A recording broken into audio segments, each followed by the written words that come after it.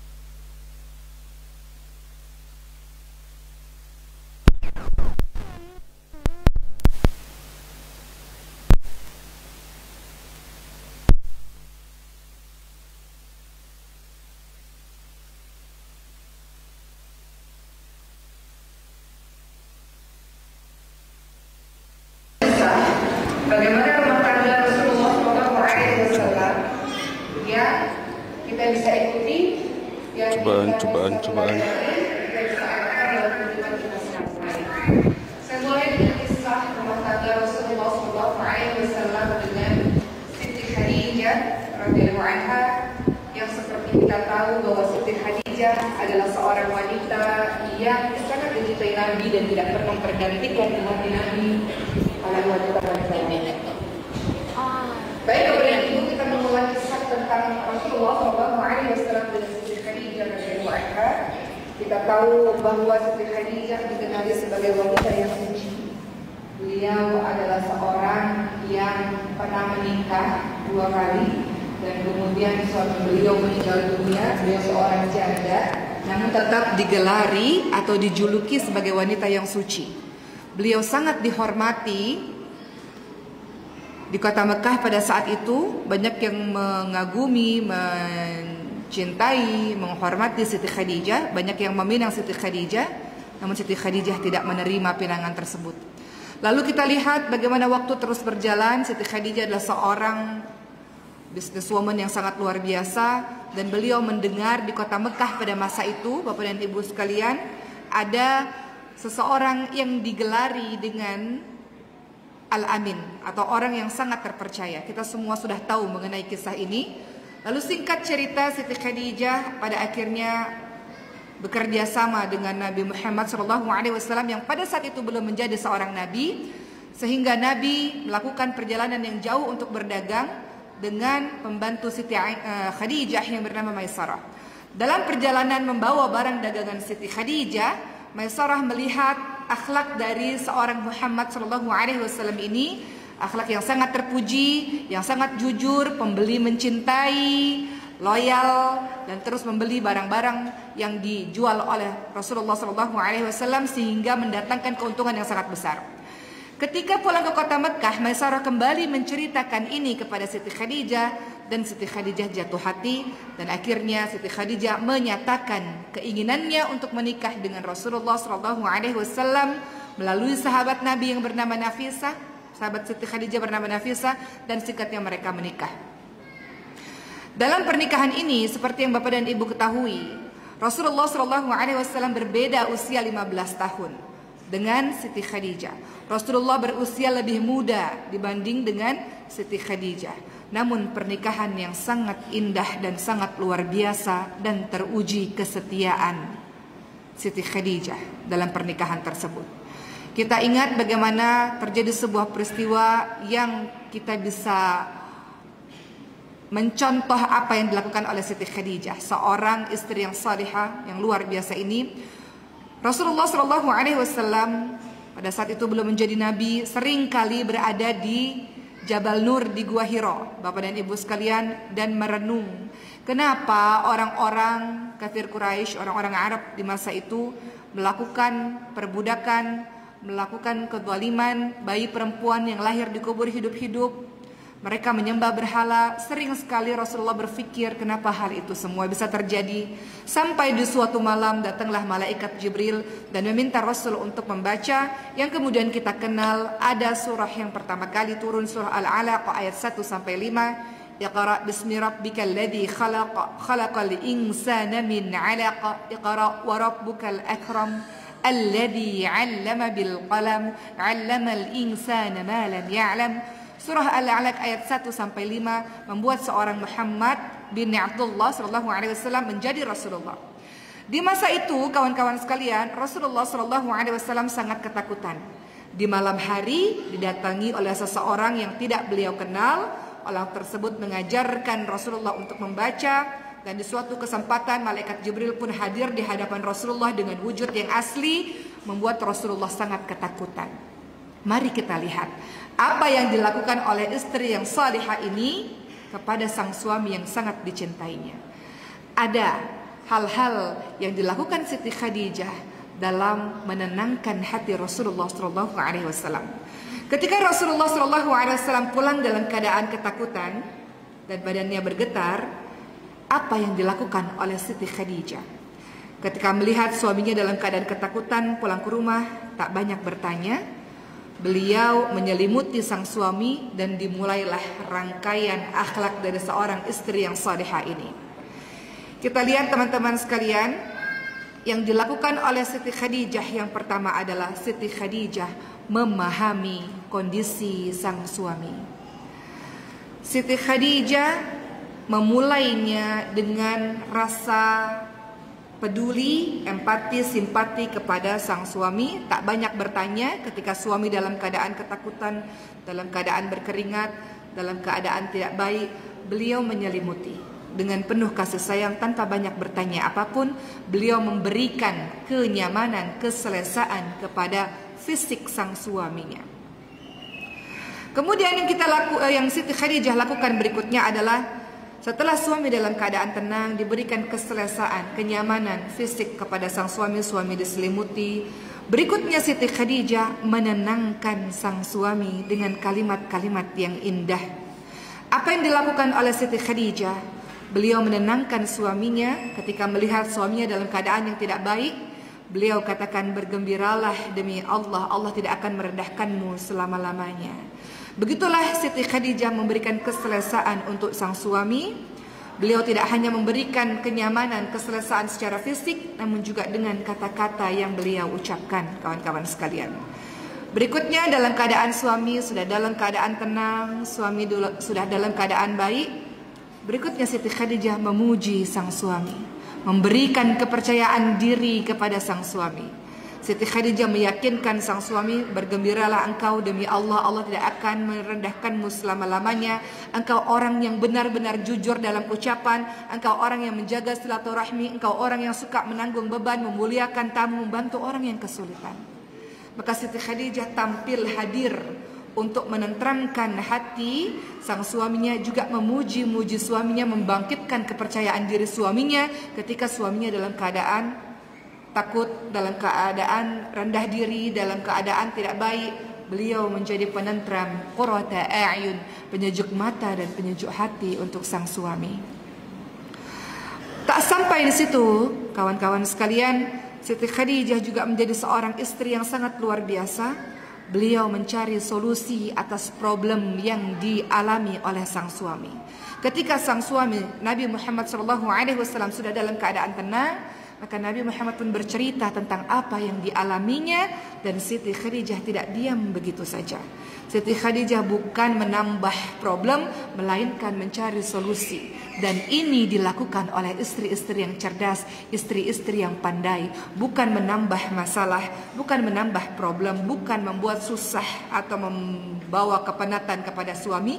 Justru sang istri yang salihah, yang cerdas, yang pandai, yang tenang dan mampu menenangkan suami ini, beliau justru mencari solusi atas problem yang dialami oleh sang suami.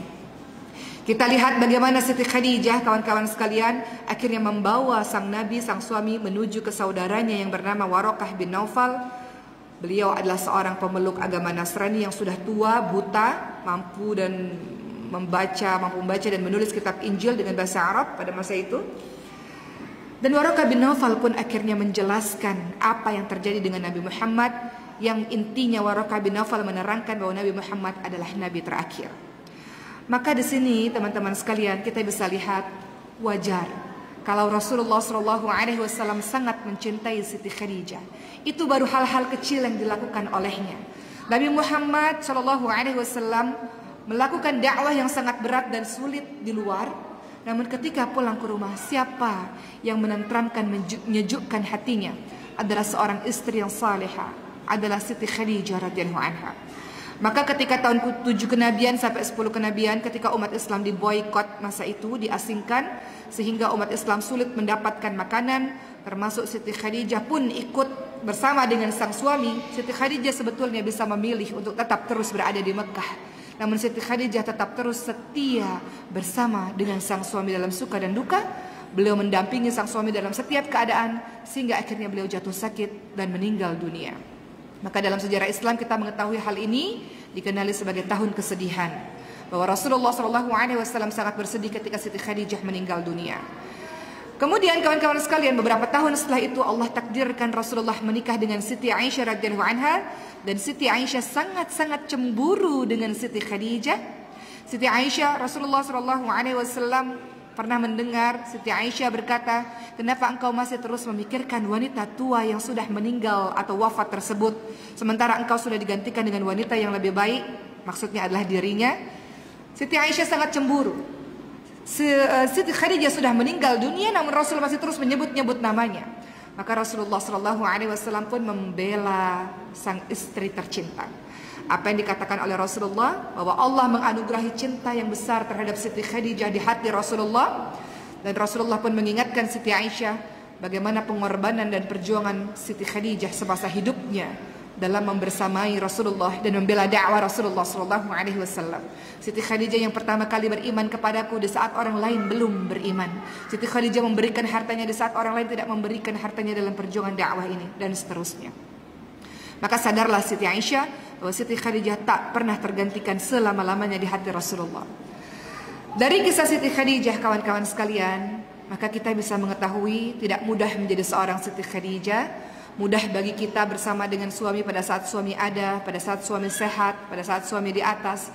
Tapi pada saat suami di bawah, suami sakit, suami sedang dalam keadaan tidak baik, tak semua istri mampu bersabar dalam bersama dengan suaminya. Namun Siti Khadijah teruji dalam keadaan suka, duka, ada, tak ada, harta, beliau tetap terus bersama dengan sang suami. Beliau menjadi penentram, penenang untuk sang suami. Oleh karena itu Rasulullah tidak akan pernah bisa melupakan Siti Khadijah selama-lamanya. Siti Khadijah menenteramkan, memuji, memberikan semangat kepada sang suami, memberikan solusi atas permasalahan suaminya. Masya Allah. Hal ini tidak akan pernah mungkin bisa dilakukan kalau istri tidak salihah, tidak taat kepada Allah Subhanahu wa taala. Bagaimana dia bisa menenteramkan, menenangkan suaminya kalau dia sendiri tidak tenang? Maka istri-istri atau para suami sebaliknya yang punya hubungan yang dekat dengan Allah Subhanahu wa taala, Allah beri ketentraman sehingga dia bisa menenteramkan dan menenangkan pasangannya, menenteramkan rumahnya, menenteramkan rumah tangganya, sehingga menjadi baiti jannati, rumah menjadi syurga. Tapi kalau tidak punya hubungan yang dekat dengan Allah, dari mana rasa tentram itu dapat? Dapat dari mana? Bagaimana bisa menenangkan orang lain sementara dirinya tidak tenang? Bagaimana bisa menjadi penyejuk mata dan penyejuk hati orang lain kalau diri sendirinya adalah orang yang bermasalah? Kenapa dia bermasalah? Tidak punya hubungan yang dekat dengan Allah Subhanahu wa taala. Orang-orang yang punya hubungan dekat kepada Allah Subhanahu wa taala, Allah beri ketentraman, ketenangan dalam hatinya, petunjuk dalam setiap perbuatan-perbuatannya. Maka dikatakan Siti Khadijah radhiyallahu anha mendapatkan rumah di syurga. Malaikat Jibril berkata kepada Rasulullah, sampaikan kepada Siti Khadijah dia mendapatkan rumah di syurga. Dia dapat salam dariku dan dari Allah Subhanahu wa taala. Allah berikan rumah di syurga kepadanya. Tidak ada bising lagi, tidak ada susah lagi, tidak ada penat lagi. Diberikan untuk istri yang salihah, yang setia dalam setiap keadaan. Masya Allah. Berikutnya teman-teman sekalian, saya masih terus bercerita dengan kisah rumah tangganya Rasulullah Sallallahu Alaihi Wasallam. Setelah kita mendengar kisah rumah tangga Rasulullah dengan Siti Khadijah, tak ada salahnya untuk kita mendengar bagaimana rumah tangga Rasulullah dengan Siti Aisyah radhiyallahu anha. Kalau bersama dengan Siti Khadijah Rasulullah mendapat ketentraman yang luar biasa, dengan Siti Aisyah Rasulullah mendapatkan keceriaan dan kebahagiaan yang juga luar biasa. Kita lihat berbagai macam kisah romantik Rasulullah dengan Siti Aisyah radhiyallahu anha yang bisa kita tiru dalam kehidupan kita sehari-hari. Ada kisah romantik yang ingin saya ceritakan kepada Bapak dan Ibu sekalian, di mana pada masa itu dalam satu riwayat disebutkan Ummul Mukminin Siti Aisyah radhiyallahu anha pernah merasa sangat khawatir karena sampai menjelang subuh beliau tidak mendapati suaminya ada di rumah. Beliau tidak mendapati suaminya tidur di sebelahnya. Beliau dalam keadaan gelisah, di mana suami saya? Beliau mencoba untuk berjalan keluar. Beliau tidak menemukan sang suami. Akhirnya beliau tertidur di depan pintu di dalam rumah. Setelah itu, setelah tersadarkan, beliau akhirnya membuka pintu dan beliau terkejut. Ternyata Rasulullah juga sudah tertidur di depan pintu di luar. Maka Siti Aisyah bertanya, wahai Nabi Allah, kenapa engkau tidur di sini? Maka kata Nabi Muhammad, aku pulang sangat terlambat dan aku khawatir untuk mengganggu tidurmu, wahai Aisyah, dan aku tidak sampai hati untuk mengetuk pintu, tidak ingin membangunkan engkau tidur tak sampai hati.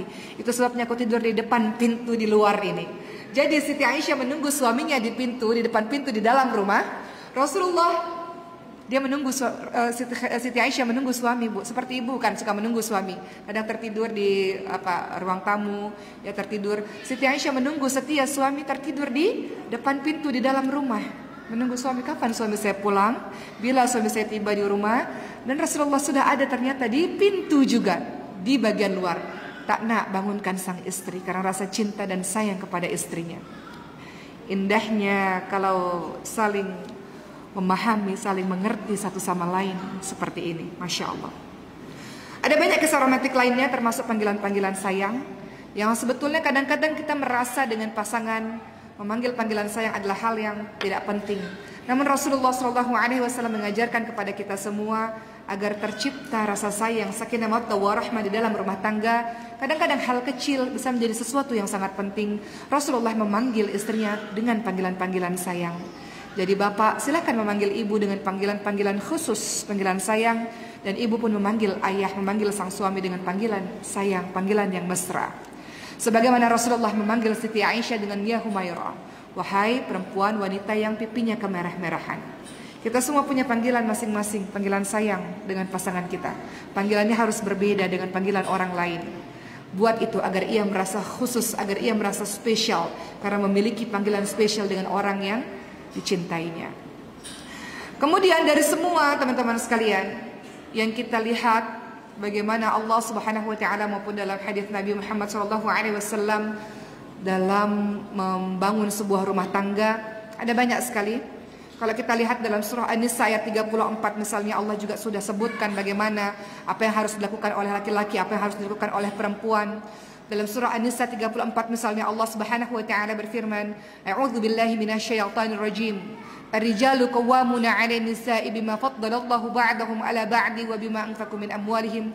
Fas-salihatu qanitatun hafizatun lil ghaibi bima hafizallah. Misalnya di dalam surah An-Nisa ayat 34, Allah Subhanahu wa taala sudah ingatkan bahwa laki-laki dia adalah sebagai pelindung, pemimpin, dia qawwam, dia penjaga istrinya, penjaga rumah tangga untuk anak-anaknya juga.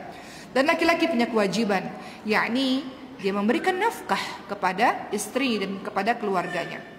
Laki-laki diberikan kelebihan oleh Allah Subhanahu wa taala, dia punya tugas salah satunya memberikan nafkah. Kita sudah tinggalkan kisah Nabi Muhammad dengan para istrinya, mari kita lihat bagaimana di dalam Al-Qur'an Allah Subhanahu wa taala mengatur dalam berumah tangga. Allah Subhanahu wa taala sudah mengatur dalam berumah tangga. Allah Subhanahu wa taala sudah jelaskan laki-laki pemberi nafkah. Sekaya raya apapun istrimu, tetap laki-laki memberikan nafkah semampunya untuk sang istri. Bagaimana dengan istri? Apa tugas istri di dalam rumah tangga? Fas-salihatu qanitatun hafizatun lil ghaibi bima hafizallah. Seorang wanita yang salihah ialah wanita yang taat kepada Allah Subhanahu wa taala. Ketika dia taat kepada Allah, dia akan taat kepada suaminya selama suaminya tidak menyuruhnya kepada kemaksiatan, karena tidak ada ketaatan dalam kemaksiatan. Dan menjaga diri ketika suaminya tidak ada. Perempuan yang bisa dipercaya, perempuan yang bisa menjaga kehormatan dirinya sendiri. Itu beberapa tugas laki-laki dan perempuan yang Allah sebutkan. Namun kita lihat juga teman-teman sekalian, di dalam rumah tangga biasanya walaupun laki-laki sudah tahu tugasnya mencari nafkah, perempuan sudah tahu tugasnya adalah di rumah untuk menjaga anak-anak, menjaga rumah. Namun di dalam rumah tangga, walaupun kadang-kadang kita sudah tahu ayat-ayat, kita sudah tahu ajaran agama, namun banyak rumah tangga yang bergaduh, bercerai pada akhirnya dikarenakan permasalahan yang tidak kunjung selesai. Salah satunya adalah suami dan istri. Kadang-kadang mereka juga paham agama, kadang-kadang mereka juga tahu tentang hadis Nabi atau sunnah Nabi, tentang ayat-ayat Quran. Namun ada yang membuat rumah tangga itu menjadi tidak baik-baik saja. Di antaranya adalah suami dan istri tidak bisa menjaga lisan kepada pasangannya. Kalau tadi kita sudah membahas bagaimana rumah tangga Nabi dengan istrinya, kita juga sudah tahu surah An-Nisa ayat 34, bagaimana tugas seorang suami, bagaimana tugas seorang istri. Sekarang kita membahas apa-apa saja yang harus kita lakukan dalam menjalankan rumah tangga. Saya menasihati diri saya sendiri. Salah satunya yang paling banyak masalah dalam rumah tangga, saya nasihat diri saya sendiri, adalah masalah komunikasi. Banyak orang-orang bercerai Bapak dan Ibu sekalian disebabkan karena masalah komunikasi yang tidak baik, masalah lisan yang tidak baik.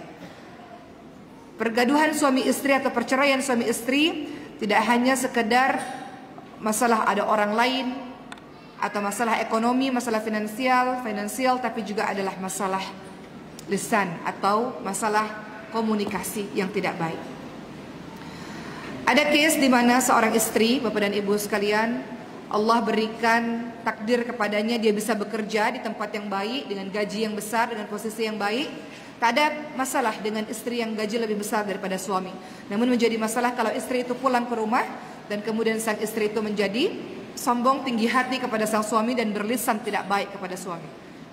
Begitu pula sang suami. Suami merasa bahwa suami adalah pemimpin dan qawwam, harus menasihati sang istri. Namun menjadi masalah karena nasihat justru membuat luka hati istri disebabkan lisan yang tidak baik. Jadi masalah komunikasi, masalah lisan juga sangat-sangat penting di dalam rumah tangga. Saya nasihat diri saya sendiri. Lidah tak bertulang memang, namun dia lebih tajam daripada pedang. Kadang-kadang kita rasa kita sudah tahu agama, kadang-kadang kita rasa kita sudah belajar banyak dengar kata ustadz, kata ustadzah. Namun banyak sekali rumah tangga yang akhirnya bergaduh disebabkan lisan. Banyak orang yang terluka oleh lisan, dan luka itu lebih sakit daripada luka dari pedang. Kita lihat Bapak dan Ibu sekalian, kalau kita mengikuti apa yang dilakukan oleh Siti Khadijah radhiyallahu anha, Siti Khadijah betul-betul menjaga lisannya dengan Nabi Muhammad SAW. Siti Khadijah menenangkan, menenteramkan, memuji sang suami, memberikan solusi dengan lisan-lisan yang sangat baik. Begitu pula dengan Siti Aisyah radhiyallahu anha dan istri-istri Nabi lainnya, memiliki lisan yang baik. Rasulullah Shallallahu Alaihi Wasallam, kita sering sekali mendengar perkara lisan ini. Namun kadang-kadang kita bisa baik dengan orang lain, namun tidak bisa baik dengan pasangan kita sendiri. Rasulullah ingatkan, saya akan masuk bab lisan sedikit karena masalah ini sangat penting juga dalam hubungan suami istri. Banyak mungkin tak melakukan pukul kepada pasangan, namun lisan ini memukul hatinya, lisan ini menyakiti hatinya. Dalam kehidupan rumah tangga ada beberapa hal yang menyebabkan perceraian. Betul, memang ada kekerasan dalam rumah tangga, pukul dan sebagainya. Namun kadang-kadang kita tak sadari kejahatan lisan kepada pasangan itu justru itu juga yang sangat membahayakan. Rasulullah ingatkan, man kana yu'minu billahi wal yawmil akhir falyakul khairan aw liyasmut. Barang siapa yang beriman kepada Allah dan hari akhir, hendaklah berkata yang baik atau dia diam. Dan kadang-kadang kita lupa dengan hal ini. Kita boleh baik bicara kepada orang lain, tapi kepada orang yang sehari-hari bersama dengan kita, kadang-kadang kita sakiti hatinya, kita lukai hatinya dengan kata-kata kasar, kata-kata tak baik, kata-kata yang jahat yang keluar dari lisan kita. Maka baik suami maupun istri, betul-betul kita jaga lisan kita agar tak terjadi kekerasan dalam verbal, dalam lisan ini. Karena ini termasuk kekerasan juga yang menyakiti hati suami ataupun menyakiti hati istri. Memang tak pukul misalnya dalam sebuah rumah tangga, tapi begitu katanya merendahkan. Ada jenis suami yang suka merendahkan istri, Bapak dan Ibu sekalian. Engkau tak tahu apa-apa, mohon maaf saya katakan agak kasar, engkau istri yang bodoh, engkau istri yang tak berguna. Ada kata-kata seperti itu. Pun seorang istri ketika dia merasa dia lebih tinggi karena mungkin dia bekerja dan punya gaji lebih tinggi, dia rendahkan suaminya dengan lisannya. Dan kita tidak pernah mau seorang muslim, seorang mukmin memiliki lisan yang jahat seperti itu. Kadang-kadang kita bisa baik dengan orang lain, namun kepada orang terdekat sendiri itu menjadi sebuah masalah. Maka kita lihat teman-teman sekalian, saya masuk bab lisan sedikit. Dalam Ta'lim Muta'allim disebutkan, seseorang berkata dalam sebuah syair, aku wasiatkan 5 hal kepadamu dalam mengatur perkataan. Perkataan ini memang kita jaga untuk orang lain, apalagi untuk orang-orang terdekat kita. Aku wasiatkan kepada kalian 5 hal dalam mengatur perkataan. Kata beliau adalah, kalau kita berbicara, aturlah perkataan kita. Kita bicara sebab bicara itu karena apa. Kedua, bila waktu berbicara yang tepat. Ketiga, bagaimana cara berbicara. Keempat, berapa banyak yang harus dibicarakan. Kelima, tempat yang sudah sesuai atau tak dalam berbicara. Kadang-kadang kawan-kawan sekalian, kita berbicara tak berpikir dulu apa dampaknya, yang membuat sakit hati seseorang, sakit hati pasangan. Atau dalam keadaan marah. Biasa orang dalam keadaan marah, dia boleh berkata apapun, dia dapat mengeluarkan perkataan apapun, yang kalau dia sadar dia akan menyesal kenapa dia bisa melakukan atau mengucapkan kata-kata seperti itu.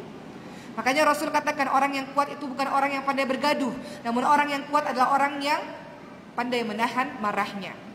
Kalau orang tak pandai jaga lisan dalam hubungan suami istri, dia akan keluarkan apapun, apalagi dalam keadaan marah, maka itu sangat membahayakan. Sekarang zaman sosial media, Bapak dan Ibu sekalian, banyak orang-orang yang terluka sedikit, yang kesal sedikit, dia kata-katakan di sosial media, dia keluarkan di sosial media. Padahal Allah katakan, hunna libasul lakum wa antum libasul lahun. Pasanganmu itu seperti pakaian bagimu. Jadi jangan kau buka aib kemana-mana, sebab lisanmu itu yang tidak engkau jaga. Begitulah kawan-kawan sekalian, itu bab lisan yang sebetulnya harus betul-betul kita jaga, karena banyak orang yang tidak mampu menjaga lisannya sehingga menyakiti hati pasangannya. Saya teringat ada satu kisah bagaimana seorang istri betul-betul menjaga lisannya, dan itu menjadi penyelamat bagi rumah tangga mereka. Kisah Ummu Sulaim dengan Abu Talha, sahabat Nabi Muhammad SAW. Dikisahkan pada masa itu Abu Talha pergi jauh untuk sebuah urusan, dan Ummu Sulaim berada di rumah dengan anaknya, dan kemudian anak tersebut jatuh sakit dan akhirnya anak tersebut meninggal dunia. Ummu Sulaim memberitahukan kepada para sahabat-sahabatnya, ketika nanti suamiku pulang, jangan kau beritahukan apapun, dia dalam keadaan yang penat setelah perjalanan yang sangat jauh, biarkan aku yang berbicara kepadanya. Kemudian akhirnya sang suami pulang, sang suami bertanya, bagaimana keadaan anak kita? Ingat di zaman dulu belum ada cellphone, belum ada phone sehingga bisa mengabarkan secara langsung. Sang suami setelah perjalanan yang sangat jauh pulang ke rumah dan bertanya, bagaimana keadaan anak kita? Sang istri yang cerdas ini mengatur lisannya. Beliau mengatakan, beliau tahu bahwa sang suami dalam keadaan penat setelah pergi sangat jauh. Maka beliau katakan, anak kita dalam keadaan yang sudah sangat tenang dan baik. Wahai suamiku, beristirahatlah. engkau makan yang sedap malam ini, aku sudah masakkan kepadamu. Dan di malam hari itu sang istri melayani suami dengan begitu luar biasa, sehingga suami dalam keadaan tenang, dalam keadaan yang baik hingga keesokan paginya. Barulah di keesokan paginya sang istri yang cerdas ini melihat waktu yang sesuai, pilihan kata-kata yang baik. Keadaan suami beliau lihat sudah dalam keadaan baik. Dengan penuh kehati-hatian beliau pun berbicara kepada sang suami dengan ayat-ayat yang dipilih, sehingga ayat-ayat itu tidak membuat sang suami menjadi marah atau suami menjadi semakin sangat sedih. Apa yang dikatakan oleh istri yang cerdas ini dalam mengatur lisannya. Jadi seorang pasangan idaman ini yang betul-betul dapat mengatur lisannya. Apa kata sang istri? Wahai suamiku, bagaimana pendapatmu ketika kita dipinjami sesuatu, lalu barang tersebut atau hal tersebut diambil lagi oleh yang meminjamkannya? Kata suaminya, tentu saja, silakan saja. Orang yang memiliki itu berhak untuk mengambil kapanpun yang dia mau. Maka sang istri ini mengatakan begitu pula dengan anak kita. Anak kita adalah milik Allah, wahai suamiku, dan dia sudah dipanggil oleh Allah Subhanahu wa taala. Begitulah kira-kira. Tentu saja Abu Talha sangat terkejut dan menyampaikan hal ini kepada Rasulullah. Apa yang dilakukan oleh istriku ini sesungguhnya? Namun Rasulullah justru memuji apa yang dilakukan oleh Ummu Sulaim, teman-teman sekalian. Rasulullah memuji kecerdasan Ummu Sulaim dalam mengatur lisan, dalam memahami keadaan hati suami, berbicara di masa yang tepat dengan pilihan kata yang tepat. Dan Rasul berdoa agar rumah tangga tersebut dikaruniakan anak-anak yang banyak, anak-anak yang saleh dan salihah. Dari kisah Ummu Sulaim kita belajar, teman-teman sekalian. Kadang-kadang dalam hubungan suami istri, terkhusus biasanya kepada istri, biasanya kita ini mendapatkan suatu berita atau kita marah, kita langsung mengeluarkan kata-kata tanpa melihat tempat di mana, keadaan di mana, suasana hati sedang seperti apa, suami penat atau tidak. Kadang-kadang kita mengeluarkan terus kata-kata tersebut, tak mampu untuk menahan. Namun Ummu Sulaim mengajarkan kepada kita dalam berbicara, boleh tak tahan dulu sebentar. Ada masa di mana sekarang ibu sekalian banyak yang bercerita bagaimana ketika istri marah, dia tak tengok suami sedang buat apa, suami sedang meeting ke, suami sedang kerja ke, atau sedang apakah, dia message panjang-panjang dengan amarah. Ada kan yang seperti itu? Atau ketika pulang kerja, suami pulang kerja, istri mengadu dengan berbagai macam hal, ataupun suami juga seperti itu, dia pusing dengan pekerjaan, pening dengan pekerjaan di rumah, dia langsung keluarkan begitu saja. Namun kalau kita lihat apa yang dilakukan oleh Ummu Sulaim, Masya Allah, tak semua istri bisa melakukannya. Bagaimana beliau menahan, beliau pilih kata-kata yang baik, kata-kata yang tepat, beliau tengok keadaan suami, beliau tengok tempat yang tepat untuk berbicara dengan kata-kata yang baik. Dalam kehidupan sekarang banyak sekali kita lihat, misalnya orang-orang yang tak mampu menjaga lisan, tak tengok keadaan, bertikai, bergaduh depan anak misalnya, bergaduh depan orang ramai. Macam mana boleh kita melakukan hal tersebut? Bergaduh di depan asisten rumah tangga misalnya, saling menjatuhkan wibawa satu sama lain. Namun orang yang cerdas, orang yang pandai, dia berwibawa karena lisannya terjaga betul-betul. Dia pandai melihat keadaan, pandai melihat suasana hati misalnya. Dia pandai melihat keadaan, dia pandai memilih kata-kata.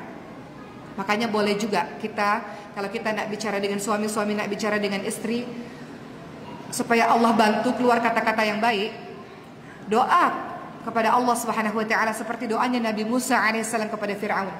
Bapak dan Ibu ingat, Nabi Musa itu diminta oleh Allah dakwah kepada Firaun. Dan diminta dakwahnya dengan apa? Qaulal layyina. Dakwahnya dengan kata-kata yang lembut. Istri bapak bukan Firaun, suami ibu bukan Firaun. Kenapa cakap kasar-kasar? Kenapa cakap membentak ya, dengan kata-kata yang tinggi? Sementara Nabi Musa ketika diminta oleh Allah berdakwah dengan Firaun, diminta kalimat atau ayat-ayat yang lembut. Dan Nabi Musa berdoa. Doa ini boleh kita ucapkan kalau kita nak bicara dengan pasangan kita agar keluar lisan ini lisan yang baik. Doanya adalah Rabbi shrahli sadri wa yassirli amri wahlul 'uqdatam min lisani yafqahu qawli.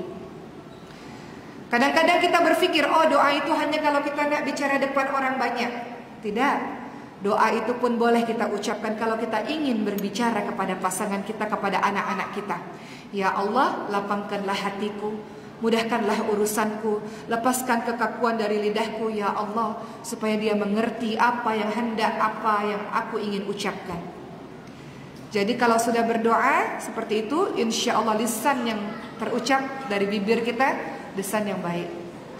Walaupun kita lihat ini, bapak-bapak sekalian, kadang-kadang ibu ini, seorang wanita ini memang banyak bicaranya. Kadang-kadang ada juga bapak yang banyak bicaranya. Tapi majority biasanya ibu banyak bicara, wanita banyak bicara. Bagaimana menghadapinya? Kisah masyhur terjadi pada rumah tangganya Sayyidina Umar bin Khattab radhiyallahu anhu. Ingat kisah itu? Bagaimana seorang pemuda ingin bercerita, aku ingin bercerita, ingin minta nasihat kepada Sayyidina Umar. Karena istriku istri yang banyak bicara, bising. Istri yang selalu bicara, pening nak berkonsultasi dengan Sayyidina Umar. Sampailah pemuda ini di depan rumahnya Sayyidina Umar. Ternyata pemuda ini mendengar istri Sayyidina Umar pun adalah orang yang banyak sangat bicaranya. Kata pemuda ini, macam mana saya nak minta nasihat? Istrinya Sayyidina Umar pun istri yang cerewet, banyak bicara. Tak jadilah. Istri Sayyidina Umar pun macam tu katanya. Sehingga sang pemuda ini pun pulang.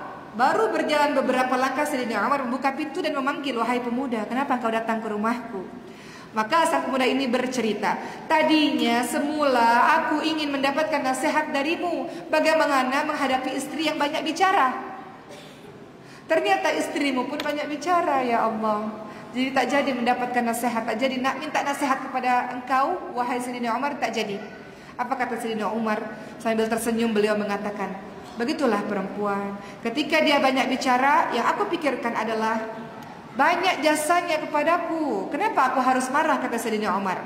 Karena beliaulah, maka aku bisa selamat.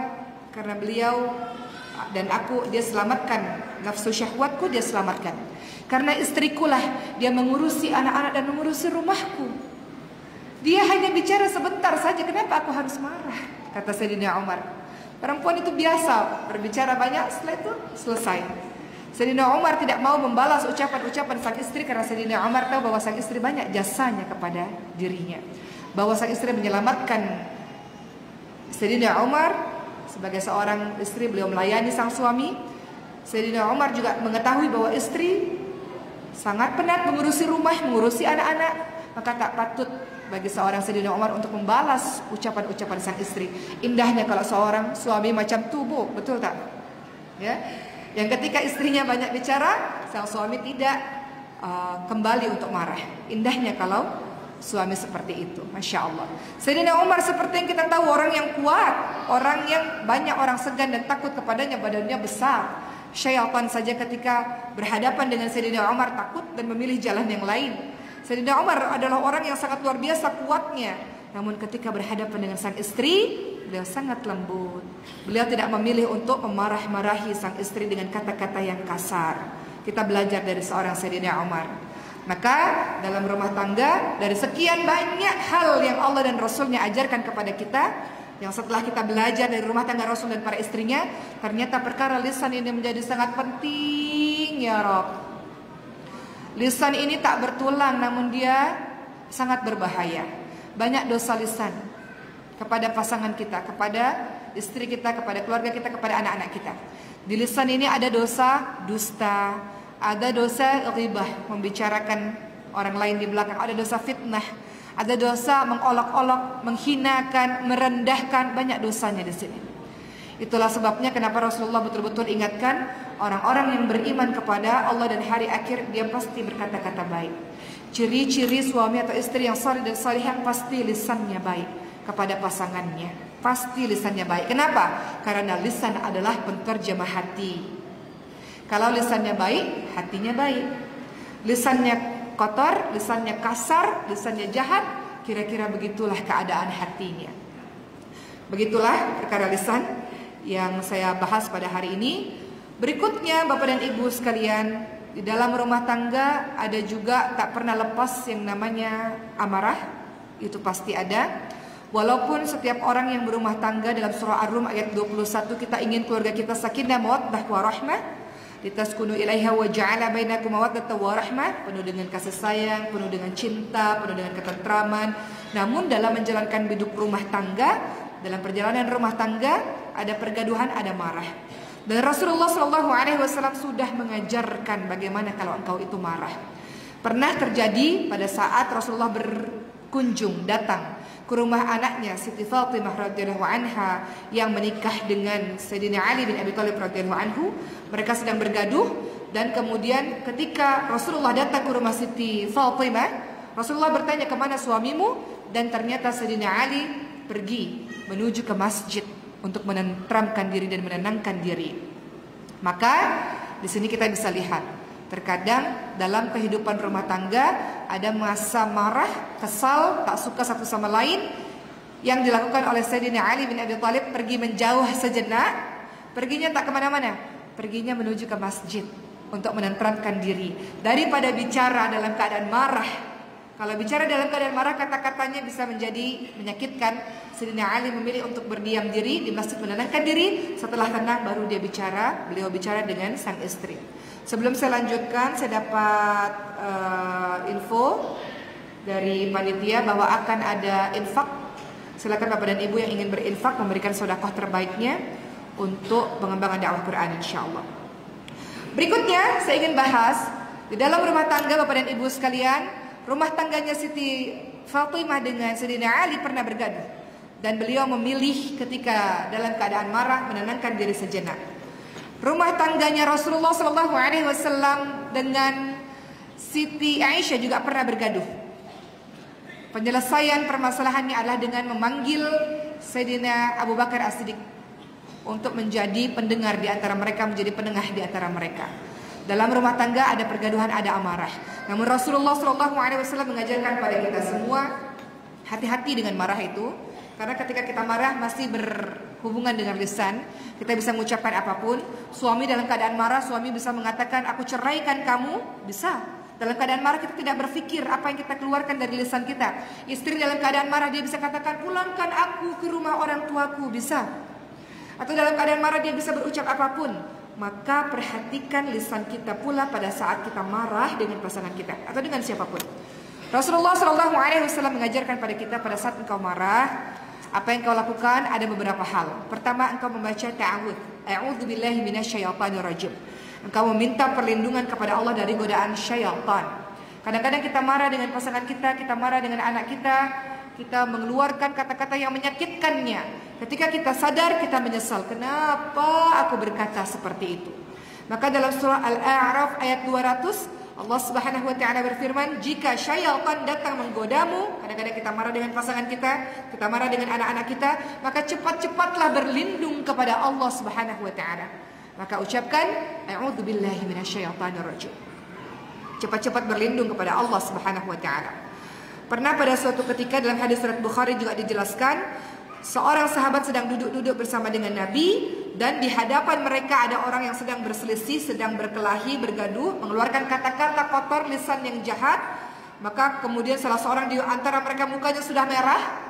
Kadang kalau kita sangat marah sekali muka kita sampai merah, badan kita bergetar. Kemudian Rasulullah ingatkan, sesungguhnya aku tahu satu perkataan yang sekiranya dibaca maka hilanglah rasa marah itu kalau engkau mau membacanya, yakni perkataan a'udzubillahi minasyaitonirrajim. Aku berlindung kepada Allah dari godaan syaitan, niscaya hilanglah amarahmu itu.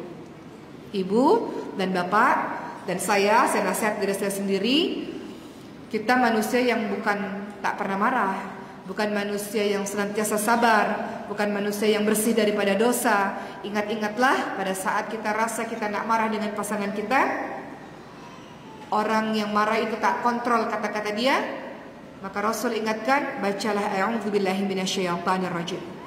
Kedua, dalam rumah tangga ketika kau bergaduh, ikuti apa yang dikatakan atau yang dilakukan oleh Sayyidina Ali bin Abi Thalib, berdiam diri sejenak. Berdiam diri sejenak untuk menenangkan hati. Masya Allah. Apa kata Rasulullah SAW? Jika salah seorang di antara kalian marah, maka diamlah. Diam dulu sebentar. Kadang-kadang kita, wahai para ibu, para wanita, Kadang-kadang pada saat suami marah, ingin rasanya balas dalam lisan ini, nak balas, ucapkan juga hal yang serupa. Namun istri yang salihah dia mampu menahan lisan itu, tahan. Begitu pula bagi para suami. Tahan lisan ini. Kata Rasulullah, kalau salah seorang di antara kalian marah, diamlah dulu sejenak. Sayyidina Ali bin Abi Thalib pada saat marah, diam dulu sejenak. Sekejap, diam dulu. Kalau tak diam, tak tahan lisan ini, nanti dia bisa keluar macam-macam yang akan menyakiti, lebih sakit lagi. Kalau kita marah, kita bisa berucap apapun yang bisa menyakiti orang yang kita cintai. Jadi kata Rasul, diam dulu sekejap, diam, tenangkan hati. Kalau kau sudah dalam keadaan tenang, maka kata-kata yang keluar pun akan menjadi lebih baik. Berikutnya Rasul katakan, ketika engkau dalam keadaan marah pada siapapun, terlebih kepada pasanganmu atau kepada anak-anakmu, maka bergantilah posisi. Ini sangat masyhur hadis ini. Rasul ingatkan, bila salah seorang di antara kalian marah, pada saat berdiri maka duduk, pada saat duduk maka berbaring. Dengan begitu nanti akan lenyap kemarahanmu itu. Kenapa? Pada saat kita berdiri, kekuatan kita besar, kita bisa melakukan apapun ketika berdiri. Pada saat duduk maka sedikit lebih tenang. Saat berbaring, tak ada orang berbaring marah-marah kepada orang lain. Ada tak orang berbaring, oh kau nih, ada tak macam itu. Jadi Rasul ingatkan kepada kita, tenang, jadi pribadi yang tenang, yang sejuk, dalam hati ini sejuk, tenang, kata-katanya tenang. Maka Rasul memberitahukan berbagai macam cara-caranya. Lisannya tenang, lisannya baik, hatinya tenang, seperti itu. Berikutnya kata Rasul, dalam rumah tangga kadang-kadang kita marah, kadang-kadang kita bergaduh, kadang-kadang hati tak tenang. Cepat-cepat ambil air wudhu. Cepat-cepat ambil air wudhu. Kata Rasul apa? Sesungguhnya amarah itu dari syaitan, dan syaitan diciptakan dari api, dan api akan padam dengan air. Apabila salah seorang di antara kalian marah, hendaklah berwudhu.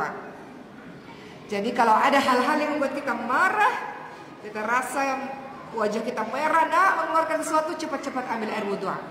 Engkau sedang dikuasai oleh syaitan yang akan membuatmu berucap, berlisan apa saja, maka cepat-cepatlah untuk mengambil air wudhu agar engkau dalam keadaan tenang. Ya, teman-teman semua. Dan ingat dalam surah Al-Hijr ayat ke-88, Allah Subhanahu wa taala berfirman, "Wakhfid janahaka lil mu'minin." Dan berendah dirilah kamu terhadap orang-orang yang beriman. Kepada orang beriman saja kita diminta untuk berendah diri, apalagi kepada pasangan kita sendiri, pasangan yang kita cintai. Berendah diri ini maknanya adalah berlaku lemah lembut dan tawadhu' kepada pasangan kita.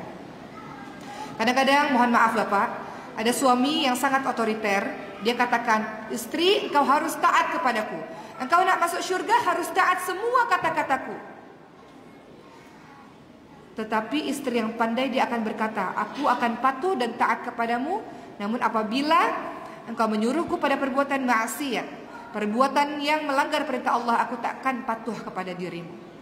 Jadi ada jenis suami yang semuanya kau harus patuh, harus taat kepada diriku. Betul, namun tidak ada ketaatan dalam kemaksiatan. Istri yang cerdas memahami hal tersebut. Jadi insya Allah dalam rumah tangga, ketika Allah Subhanahu wa ta'ala memberikan kita kelemah lembutan, maka rumah tangga itu insya Allah menjadi sakinah warahmah, ditandai dengan lisan-lisan yang baik kepada pasangan-pasangan kita.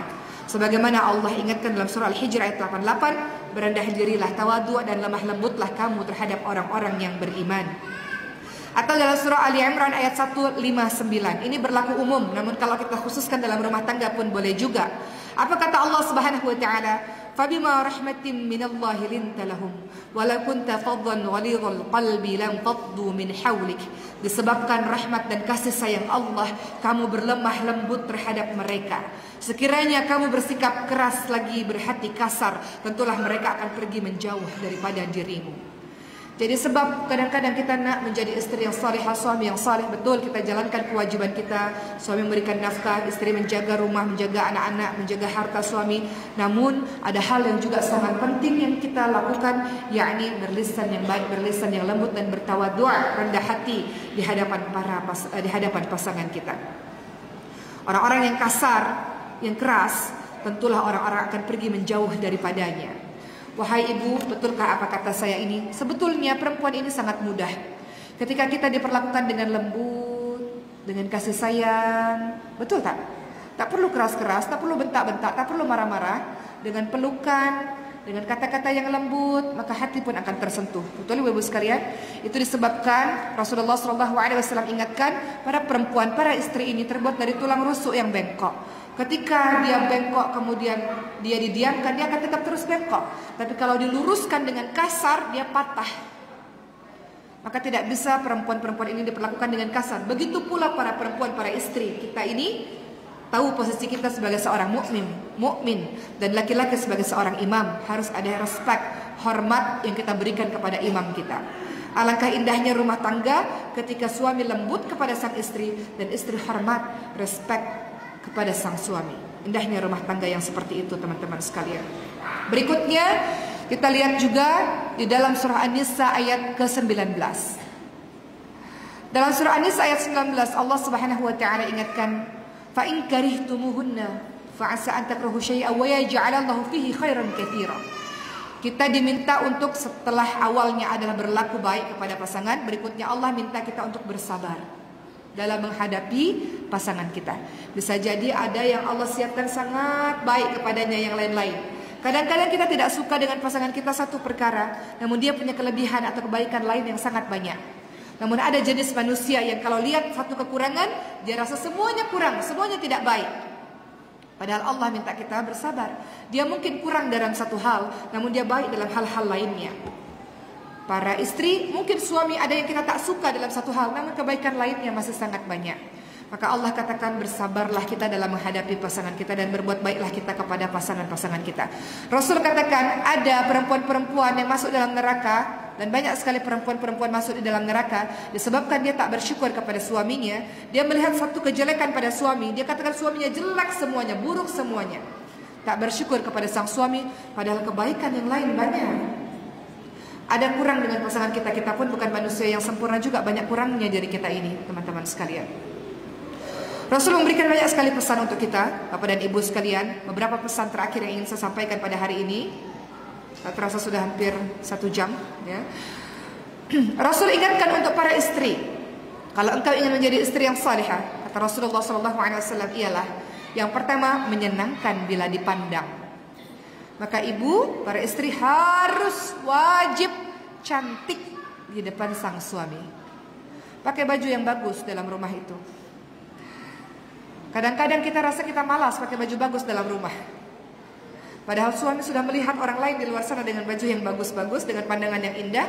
Maka Rasul ingatkan, kalau engkau ingin jadi istri yang disayangi oleh suami, maka jaga pandangan suami dengan berpenampilan yang cantik di depan suami. Pilih baju-baju spesial di depan suami, ibu sekalian. Atau suami belikan baju kepada istri yang spesial sehingga terlihat cantik. Kadang-kadang kita malas, udah di rumah malas. Tapi saya punya jiran, ibu sekalian, usia 80 tahun. Setiap pagi sebelum suaminya bangun, dia sudah bangun lebih awal. Dia bermake up, cantik, wangi. Suami bangun, udah cantik istri dia tuh. Dan saya menaruh respect yang sangat tinggi kepada beliau, karena istiqamah berdandan, ya, istiqamah make up di depan suami itu tak mudah. Kadang-kadang kita malas juga. Tapi istri ini, ibu ini sampai nenek-nenek usia 80 tahun masih istiqamah berpenampilan cantik. Kata beliau, saya ini di rumah selalu dengan lipstick saya, selalu dengan wangi-wangian saya, selalu setiap hari. Saya tak nak suami saya bangun, saya dalam keadaan yang tak kemas, kata beliau. Masya Allah. Tak semua orang melakukannya. Tapi Rasulullah ingatkan, kalau engkau ingin menjadi istri yang salihah, jaga pandangan suami, berpenampilan menarik di depan suami. Kemudian setelah itu menyenangkan bila dipandang, patuh ketika diperintah, taat kepada suami, iya, selama suami menyuruh kita kepada ketaatan, kebaikan, dan kemudian menjaga diri ketika suami tidak ada. Bagaimana dengan para suami? Rasulullah ingatkan untuk para suami, wala tadribul wajh, tak boleh pukul wajah istri. Istri itu orang yang lembut dan tak boleh engkau pukul wajahnya. Tak boleh engkau mencaci maki istri, kata Rasulullah kepada para suami, para laki-laki. Tak boleh engkau mendiamkan istri kecuali di rumah. Kemudian Rasulullah SAW juga ingatkan kembali kepada para istri, jagalah sikapmu, akhlakmu betul-betul di hadapan suamimu, karena suamimu adalah kunci syurga dan nerakamu. Betul-betul jaga adabmu, akhlakmu di depan suamimu, karena dia adalah kunci syurga dan nerakamu. Bahkan Rasulullah juga ingatkan kepada para istri, Kalaulah aku boleh menyuruh seseorang untuk bersujud di kaki orang lain, maka aku perintahkan seorang istri bersujud di kaki suaminya, saking besarnya hak suaminya terhadap istrinya. Artinya Rasul meminta para istri untuk menaruh hormat yang tinggi kepada sang suami. Namun sebaliknya Rasul juga ingatkan terus-menerus kepada sang suami untuk berlemah lembut kepada istri. Rasul selalu umpamakan istri-istri itu seperti gelas-gelas kaca. Gelas-gelas kaca itu kalau dia terkena satu sama lain, dia mudah retak. Begitulah hati perempuan, dia begitu lembut. Maka ketika engkau kasar sedikit kepadanya, maka dia akan patah, dia akan rusak, dia akan hancur berkeping-keping. Ada suami yang mengatakan, saya harus bersikap kasar dan tegas kepada istri saya. Kalau saya berlemah lembut, dia tak dengar. Tidak, bukan seperti itu. Banyak sekali ayat-ayat yang menerangkan tentang keutamaan dari lemah lembut. Semoga Allah Subhanahu wa taala menganugerahi keluarga kita dengan lemah lembut yang tentu memerlukan usaha di dalamnya. Dan selalu bacalah doa agar Allah jaga keluarga kita, Bapak dan Ibu sekalian. Dalam surah Al-Furqan ayat 74, doa yang sudah dihafalkan oleh Bapak dan Ibu semua untuk menyelamatkan keluarga kita yang tidak pernah lepas dari ujian yang datang terus-menerus. Doa yang harus kita baca adalah Rabbana hablana min azwajina wa dzurriyyatina qurrata a'yun waj'alna lil muttaqina imama. Doa ini masuk dalam akhlak atau kisah orang-orang yang saleh, ibadur rahman. Jadi ibadur rahman, orang-orang yang saleh ini dia punya kebiasaan, dia punya sifat tersendiri. Dalam surah Al-Furqan ayat 63 sampai 74, nanti Bapak dan Ibu baca di rumah. Di mana di dalam surah Al-Furqan itu disebutkan ayat 63 sampai ayat 74 ciri-ciri ibadur rahman, ciri-ciri orang yang saleh. Beberapa di antaranya mereka yang tawadhu, rendah hati, mereka yang bijaksana, berlisan baik, mereka yang selalu salat malam, mereka yang gemar, senang berinfak, mereka yang tidak memburu, tidak berzina, mereka yang meninggalkan perkataan, perbuatan yang tidak ada gunanya, mereka yang senantiasa bertaubat, dan juga mereka yang selalu mendoakan keluarganya. Dengan doa, ya Allah, jadikanlah pasanganku dan anak-anakku menjadi penyejuk mata dan penyejuk hati untukku, dan jadikanlah aku imam bagi orang-orang yang bertakwa, menjadi contoh kebaikan untuk banyak orang. Kalau rumah tangga kita tenang, kehidupan rumah tangga kita tentram, maka kita bisa memiliki fisik yang sehat, kita bisa membuat suatu hal yang besar di luar, kita bisa melakukan kebaikan di luar. Tapi bayangkan kalau di rumah kita sendiri sedih, di rumah kita sendiri punya masalah yang banyak, bagaimana kita bisa menebar cinta untuk banyak orang di luar? Betul? Rasul ingatkan khairun nas anfa'uhum linnas, sebaik-baik orang adalah orang yang bermanfaat untuk orang lain. Bagaimana kita bisa menebar manfaat kebaikan untuk orang lain di dalam rumah tangga kita sendiri? Kita sedang susah, maka doalah. Doa ini menjadi doa yang sangat penting. Kalau di rumah kita kuat, di rumah kita sehat, di rumah kita aman, rumah kita bagaikan surga yang di dalamnya penuh dengan kelemah lembutan. Kalaupun ada pasangan atau anak-anak yang masih membuat hati kita terluka, terus baca doa ini agar pasangan kita, anak-anak kita menjadi penyejuk hati, bukan menjadi musuh. Karena Allah Subhanahu wa taala ingatkan juga, ada pasangan dan anak-anak yang menjadi musuh. Dia hadir dalam rumah itu menjadi musuh. Ternyata musuh kita bukan dari yang lain-lain. Yang membuat kita sakit dan terluka bukan orang lain, justru pasangan kita sendiri. Ada yang seperti itu. Oleh karena itu, kita diminta untuk senantiasa berdoa agar Allah jaga rumah tangga kita dengan doa ini, agar Allah jadikan keluarga kita sakinah mawaddah warahmah. Baik, puan-puan sekalian, alhamdulillahirabbil alamin. Telah usai apa yang saya sampaikan secara singkat, kita review sedikit. Kita sudah sama-sama mendengar bagaimana rumah tangga Rasulullah dengan Siti Khadijah. Kita sudah mendengar bagaimana rumah tangga Rasulullah dengan Siti Aisyah radhiyallahu anha yang penuh dengan kebahagiaan. Kita sudah tahu bahwa tugas seorang suami mencari nafkah, seorang istri menjaga rumah, taat dan patuh kepada sang suami, memelihara suami ketika suaminya tidak ada, bisa dipercaya oleh suami. Dan kita juga sudah tahu ada banyak persoalan dalam rumah tangga, salah satunya adalah perkara lisan. Kita ingin rumah tangga kita tentram, tenang, penuh dengan kelemah lembutan, penuh dengan cinta, penuh dengan kasih sayang, maka semua diawali dengan lisan yang baik. Dan kita juga sudah sama-sama mendengar bagaimana pesan Rasulullah untuk para istri, kau betul-betul jaga adabmu di depan suamimu. Dan Rasulullah juga berpesan kepada para suami, istrimu itu sangat lembut, jangan engkau bersikap kasar dan keras kepadanya. Dengan begitu insya Allah, Allah jaga rumah tangga kita. Kita ingin terus bersama-sama ya Rabb sampai ke syurganya Allah Subhanahu wa taala. Dan semoga kita sabar seperti surah An-Nisa ayat 19 dalam menghadapi pasangan kita. Pasangan kita Allah takdirkan kepada kita, karena Allah tahu kitalah yang mampu bersama dengannya untuk sama-sama menjadi lebih baik dari hari ke hari. Alhamdulillahirabbil alamin. Begitulah kira-kira yang bisa saya sampaikan Bapak dan Ibu sekalian. Usai sudah ceramah saya ingin menayangkan satu buah video kepada Bapak dan Ibu. Saya cerita sedikit boleh? Ceramah saya sudah selesai. Saya hanya ingin bercerita pada malam hari ini selepas ceramah saya ini. Ibu-ibu sekalian, Allah takdirkan saya beberapa belas tahun yang lalu bermain film Islami. Alhamdulillah, sejak pertama kali saya main filmnya adalah film Islami. Alhamdulillah, film itu bertajuk Ketika Cinta Bertasbih. Mungkin sebagian kawan-kawan pernah menonton film tersebut.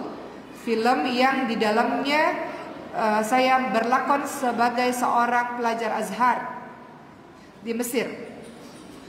Dalam film tersebut, Masya Allah, film tersebut adalah film dakwah yang banyak sekali pesan-pesan dakwah di dalamnya. Dan Allah takdirkan melalui film tersebut akhirnya orang-orang mengenali saya. Dan saya rasa saya punya tanggung jawab besar terhadap itu. Tahun 2016, 7 tahun yang lalu saya membuka tahfidz Quran, madrasah Quran percuma. Masya Allah, banyak sekali saya tidak bisa sendiri dalam menjalankan pesantren tahfidz percuma ini. Namun saya bersama dengan orang-orang dermawan, orang-orang yang salih, yang membantu, berderma, bersedekah untuk para ahlul Quran ini. Sesungguhnya kita merasa kita bantu orang lain, namun sesungguhnya orang lain itu, anak-anak tahfidz itu yang membantu kita. Kita memberikan harta terbaik kita untuk membantu mereka menghafalkan Al-Quran, sementara kita sendiri punya harta mungkin, namun tak punya masa, atau mungkin tak mampu dalam menghafalkan keseluruhan isi Al-Quran. Jadi saya akan tayangkan video ini, video di mana ada anak-anak tahfidz kita yang tidak punya ayah, tidak punya ibu. Di mana dalam video itu saya katakan tenang saja karena orang tua kamu adalah kita semua, insya Allah. Kita sama-sama akan menolong mereka untuk bisa menghafalkan Quran. Kalau mereka jadi orang hebat yang akan menerusi dakwah ini dan membawa orang menuju kepada jalan Allah Subhanahu wa taala. Mari kita lihat video ini bersama-sama. Silahkan.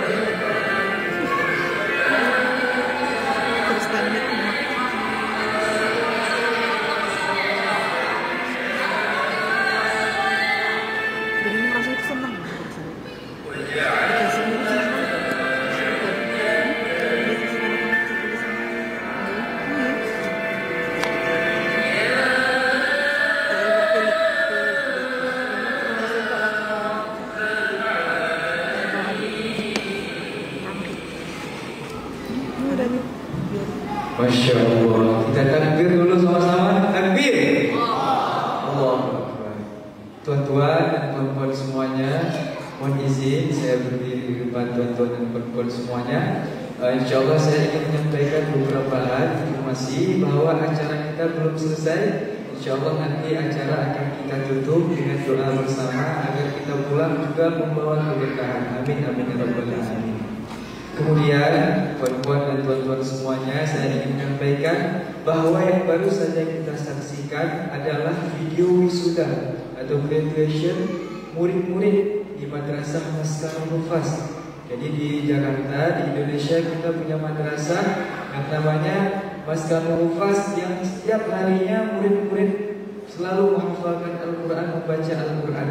Yang mana madrasah ini didirikan dan dipimpin langsung oleh Ustazah Nurti Sejana Dewi. Ya, alhamdulillah saya ingin sedikit menceritakan bahwa awal sekali madrasah ini berdiri di tahun 2016. Alhamdulillah kita yang dahulu hanya satu rumah saja dan hanya bisa menampung, hanya bisa mengajar 14 orang murid saja yang menghafalkan Al-Quran dahulunya.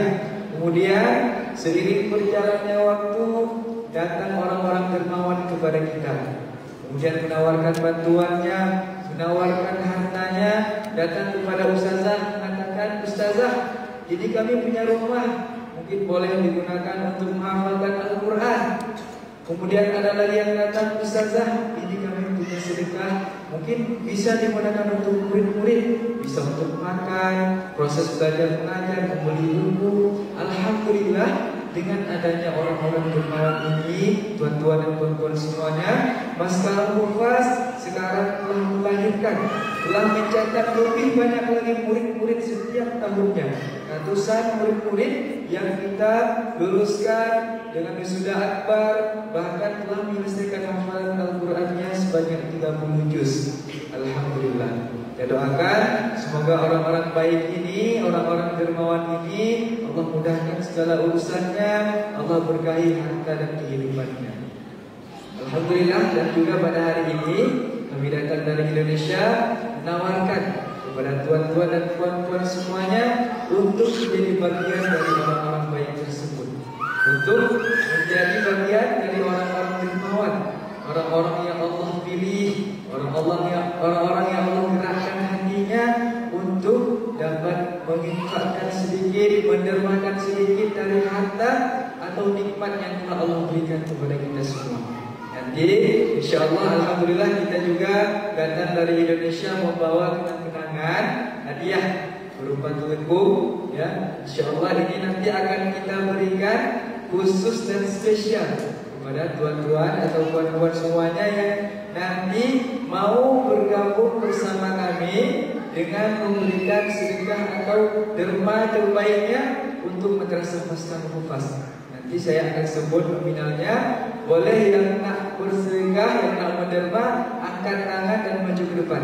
Nanti akan diberikan dukung ini oleh Ustazah Nurti Sejana Dewi sebagai tanda cinta kami, tanda sayang kami untuk kita semua yang khusus kami bawa spesial dari Indonesia.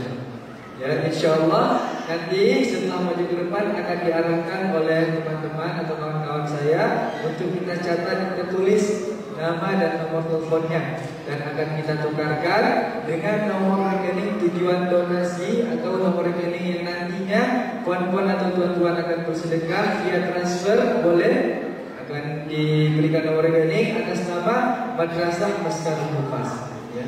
Perlu juga saya sampaikan bahwa sedekah ini tidak mesti hari ini. Ya, sedekah ini tidak mesti hari ini. Silakan puan-puan dan tuan-tuan yang menentukan kapan waktu transfernya. Boleh ditransfer besok, boleh ditransfer di pekan depan, boleh ditransfer di bulan depan. Silakan. Kita insyaallah memberikan kemudahan untuk kita sama-sama menabung pahala akhirat. Ya, ketika nanti kita datang menghadap Allah, ketika maut sudah menjemput kita, bahkan orang-orang yang sudah meninggal dunia, orang-orang yang sudah wafat, mereka ingin lagi kembali, balik lagi ke dunia, meminta, mohon kepada Allah, "Ya Allah, seandainya Engkau kembalikan hamba, Engkau kembalikan saya ke dunia walau hanya sekejap saja ya Allah, maka saya akan bersedekah, maka saya akan menjadi hamba-hambamu yang saleh." Kenapa orang-orang yang meninggal itu memilih amalan sedekah? Ya karena mereka sudah tahu berapa besarnya pahala yang Allah balas kepada orang-orang yang rajin bersedekah, orang-orang yang dermawan membantu agama Allah dengan ikhlas tentunya. Mudah-mudahan kita pada hari ini termasuk orang-orang yang beruntung tersebut. Amin. InsyaAllah langsung saja karena waktu kita tinggal sedikit lagi, langsung saja saya membuka kesempatan yang pertama. Ya, saya mengajak kita semua untuk bisa sama-sama berkontribusi, memberikan peluang untuk menjadi bagian dari Ahlul Quran. Langsung saja kepada tuan-tuan dan puan-puan semuanya yang nak mendermakan sedekahnya atau hartanya, silakan angkat tangan dan maju ke depan dengan nominal Rp2.000 Malaysia hingga Rp3.000 Malaysia. Apakah ada? Nominal Rp2.000 Malaysia hingga Rp3.000 ada, boleh? Silakan angkat tangan dan maju ke depan. Ada? Satu orang yang pertama, boleh? Dari tuan-tuan dan puan-puan ada? Saya sampaikan lagi bahwa sedekah ini uangnya tidak harus hari ini. Boleh ditransfer besok, boleh ditransfer pekan depan, atau mau ditransfer menabung dulu, boleh silakan ditransfer di bulan depan. InsyaAllah kita memberikan kemudahan untuk kita sama-sama menabung pahala akhirat. Ada? Ada? Masya Allah, puan yang di sana. Boleh kita kasih takbir dulu, takbir. Silakan puan-puan yang maju ke depan. Masya Allah, ini orang yang pertama memberikan contoh yang baik kepada kita. Ya, InsyaAllah. Karena setiap apa yang kita dapat, nikmat apapun yang Allah berikan kepada kita, mas'ul minta Allah, semua akan ditanyakan oleh Allah. Ya, kemana hartamu, kemana umurmu, kemana masa muda, bahkan apalagi harta yang kita habiskan, apakah itu kepada jalan kebaikan atau tidak. Ada lagi? Boleh angkat tangan dan maju ke depan. Rp2.000 Malaysia hingga Rp3.000. Ya, 100% akan kita alokasikan untuk murid-murid yang setiap harinya menghafalkan Al-Quran di Madrasah Maskal Bokas. Yang barusan saja kita lihat videonya, mungkin masih ada. Ya, ini adalah madrasah kita di Indonesia. Apakah ada lagi? 100% akan kita berikan untuk murid-murid di Madrasah Maskal Bokas. Ya, setiap harinya murid-murid terus membacakan Al-Quran, menghafalkan Al-Quran, mempelajari ayat-ayat Allah. Mana kata Rasulullah, barang siapa yang membaca satu huruf dari kitab Allah, maka ia akan mendapatkan satu kebaikan. Wal hasanatu bi asyri amsalihha. Rasul, dan satu kebaikan tersebut akan Allah lipat gandakan lagi menjadi 10 kebaikan. Ya, mudah-mudahan kita yang turut membantu mereka untuk proses belajar dan mengajar murid-murid tersebut menjadi bagian dari amal jariah yang telah kita tabung menuju Allah Subhanahu wa taala. Ada lagi? Masya Allah, yang kedua kita kasih takbir lagi, takbir. Sudah 2 orang, nominal Rp2.000 Malaysia hingga Rp3.000. Ya, kita kasih 3 orang lagi. Apakah ada? Boleh, silakan angkat tangan dan maju ke depan. Masya Allah, sudah 3 orang. Masya Allah. Ada lagi? Hamba pilihan Allah yang Allah gerakkan hatinya, boleh silakan. Insya Allah sedekah ini bukan untuk ajang ria kita, bukan untuk ajang kita pamer harta, tapi sedekah secara terang-terangan juga dianjurkan oleh Rasulullah. Untuk apa? Selain untuk menjadi dorongan dan motivasi saudara-saudara kita yang lain, juga nantinya akan menjadi perisai kita dari api neraka, akan menjadi tameng ketika nanti kita ada di neraka. Mudah-mudahan, na'udzubillah, Allah jauhkan kita dari azab-azab besar pedih tersebut. Ada lagi? Sebelum saya tutup kesempatan ini, boleh silakan angkat tangan dan maju ke depan.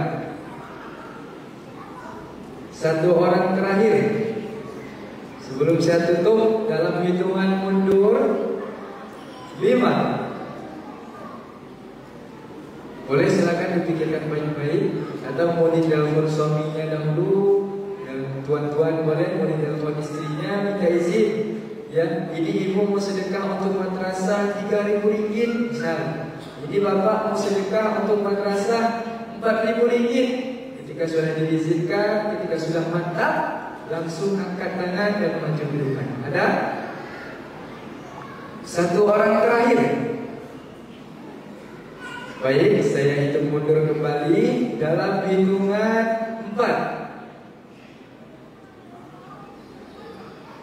3. Silakan dipikirkan baik-baik karena kesempatan karena datang 2 kali. Masya Allah, ada lagi. Kita kasih takbir lagi. Takbir. Allahu Akbar. Detik-detik terakhir kita kasihkan Allah Maha membolak-balikkan hati manusia. Ketika mungkin tadi syaitan membisikkan di hati kita dan telinga kita, jangan engkau bersedekah, nanti uangmu akan habis. Itu kata syaitan. Maka beristighfar dalam hati, berbanyak sholawat. Ya, semoga kita termasuk orang-orang yang beruntung ini. Yang nantinya akan menjadi amal jariah dan pemberat kebaikan kita. Baik, saya hitung mundur lagi. 3, 2, 1. Masya Allah. Saya yakin di sini pasti semua ingin menjadi ahli sedekah.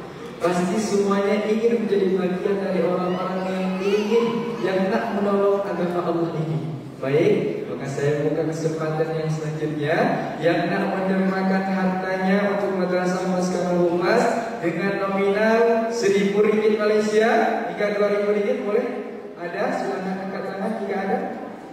Angkat tangan dan maju ke depan. Nanti akan kita berikan kenang-kenangan atau hadiah yang kita bawa khusus dari Indonesia. Ada? Nominal 1.000 ringgit Malaysia hingga 2.000 ringgit. Atau malu nak maju ke depan, boleh nanti jumpa teman-teman, kawan-kawan saya di sini, kita catat nama dan nomor teleponnya. Ya, insyaallah 100% semuanya akan kita alokasikan untuk murid-murid di madrasah Maskana Humas. Karena kita mesti hati-hati, tuan-tuan dan puan-puan semua. Harta yang kita miliki sekarang itu hanya titipan tentunya. Kita semua tahu. Karena harta yang kita punya sekarang itu hanya 3 hakikatnya. Yang pertama adalah harta yang sudah kita makan. Harta yang sudah masuk ke perut kita, dia akan menjadi kotoran kita. Yang sudah menjadi kotoran kita. Kemudian yang kedua adalah harta yang nanti akan kita tinggalkan. Yang kita sekarang nabung, yang kita cari banyak-banyak, itu nanti akan kita tinggalkan ketika kita menghadap Allah dan akan menjadi warisan untuk anak-anak kita, akan menjadi rebutan. Dan yang terakhir adalah harta yang kita sedekahkan dan infakkan di jalan Allah. Itulah yang nanti akan menjadi tabungan, akan yang menjadi harta yang hakikatnya harta kita ketika kita menghadap Allah. Maka pandai-pandailah kita mengambil kesempatan ketika sudah dapat peluang, ketika sudah ada ajakan peluang untuk melakukan amal baik, maka segera kata Allah, fastabiqul khairat. Berlomba-lombalah kalian untuk melakukan kebaikan. Mudah-mudahan kita pada hari ini termasuk orang-orang yang berlomba-lomba dalam hal ini. Ada lagi? Untuk 5 orang saja. Ya, untuk 5 orang pertama nominal 1.000 ringgit Malaysia. Ada? Boleh angkat tangan dan maju ke depan jika ada. Baik, saya hitung mundur kembali dalam hitungan 3, 2,